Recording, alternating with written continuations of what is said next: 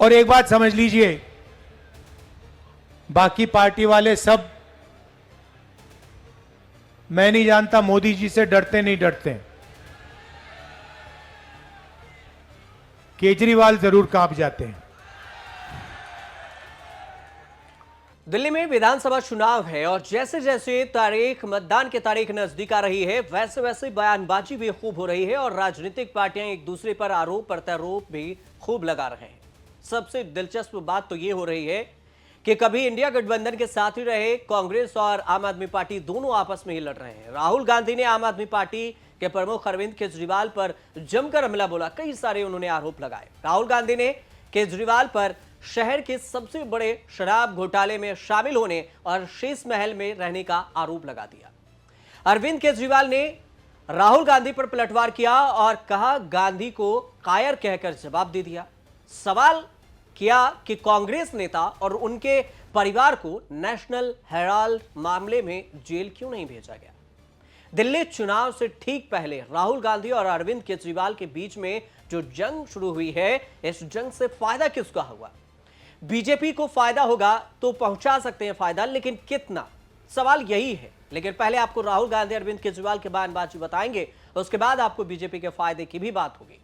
BJP के प्रतिद्वंदी के तौर पर है और कांग्रेस और आम आदमी पार्टी दोनों में मतभेद है और इसका फायदा मतदाताओं के बीच में बीजेपी उठाना चाहती है और इसके लिए मजबूती से कोशिश भी कर रही। कांग्रेस के सांसद राहुल गांधी ये आरोप लगा रहे हैं आपके वोट बैंक को विशेषकर मुस्लिम बहुल सीटों पर विभाजित करने की। और राहुल गांधी ने चुनाव अभियान से आम आदमी पार्टी के वोट बैंक में सिंध लगाने की भी उम्मीद है राहुल गांधी से, खासकर उन इलाकों में जहां पर मुस्लिम आबादी काफी ज्यादा है। जब दिल्ली में हिंसा हुई, कहीं नहीं दिखे वो, और कहा था कि साफ राजनीति लाऊंगा और सबसे बड़ा लिकर का स्कैम दिल्ली में हुआ है और उनके घर की आपने फोटो देख ली। नरेंद्र मोदी जी ने मुझे घर से बाहर निकाल दिया, फेंक दिया उठा के। मैंने चाबी दी, मैंने उनसे कहा भैया लो अपना घर, मुझे नहीं चाहिए, भागो यहां से। और केजरीवाल जी महल में रहते हैं, शीश महल में रहते हैं।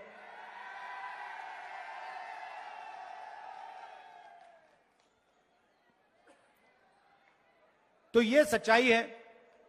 दूसरा पॉइंट ये समझते हैं कि मुस्लिम वोटर को आप में लेकर क्या कुछ डरी हुई है आप सरकार कांग्रेस के आने से?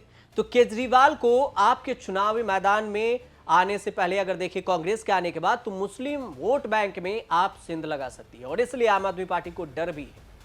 प्रचार कर रही है और समाजवादी पार्टी के नेता अखिलेश यादव भी कैराना से सांसद हैं, तबस्सुम हसन वो भी पहुंच रही हैं और साथ साथ टीएमसी के नेता भी अरविंद केजरीवाल के सपोर्ट में मैदान में उतरे हैं और इसका उद्देश्य है मुस्लिम वोट बैंक ही नहीं बल्कि आम आदमी पार्टी को मजबूती से खड़ा किया जा सके। दूसरी बात कि आप कांग्रेस की लड़ाई से फायदा बीजेपी को कैसे होगा, इस फायदे को समझिए सबसे आसान से। आसान ये कि केवल 8 महीने पहले आप और कांग्रेस लोकसभा चुनाव के दौरान इंडिया गठबंधन में सहयोगी थे और अब वे एक दूसरे पर हमलावर हैं।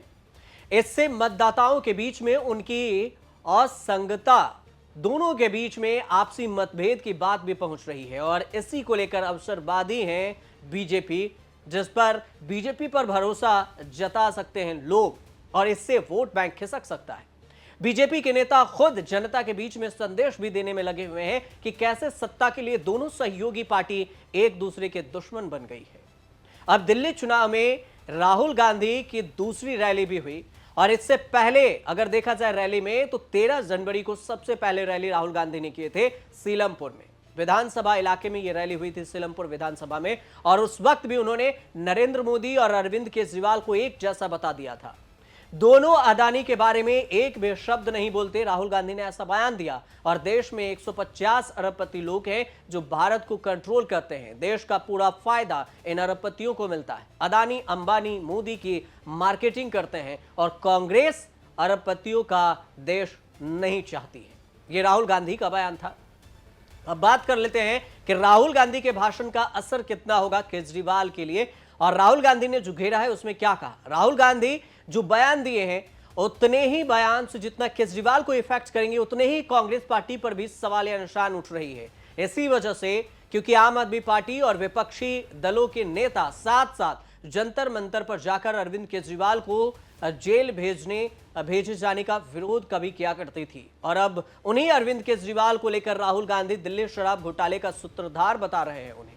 तो समझिए कि कितना विरोधाभास है। लेकिन राहुल गांधी की ये कौन सी रणनीति है ये तो चुनाव के बाद पता चलेगा। अब तो ऐसा लगता है कि कांग्रेस और आम आदमी पार्टी का साथ महज दिल्ली में लोकसभा चुनाव लड़ने तक ही था। जो अरविंद केजरीवाल कांग्रेस उम्मीदवारों के लिए दिल्ली में वोट मांग रहे थे, वही अब राहुल गांधी को जेल नहीं भेजे जाने पर भी हैरानी जता रहे हैं। और राहुल गांधी केजरीवाल पर शराब घोटाले के आरोप लगा रहे हैं, शीश महल को लेकर, यमुना को लेकर, पॉल्यूशन को लेकर और पेरिस लंदन बनाने को लेकर। राहुल गांधी का अरविंद केजरीवाल पर हमला वैसे ही बैकफायर कर सकती है जैसे 2020 के चुनाव में दिल्ली दंगों के दौरान कांग्रेस नेता के अमित शाह और फिर बीजेपी को घेरने पर हुआ था।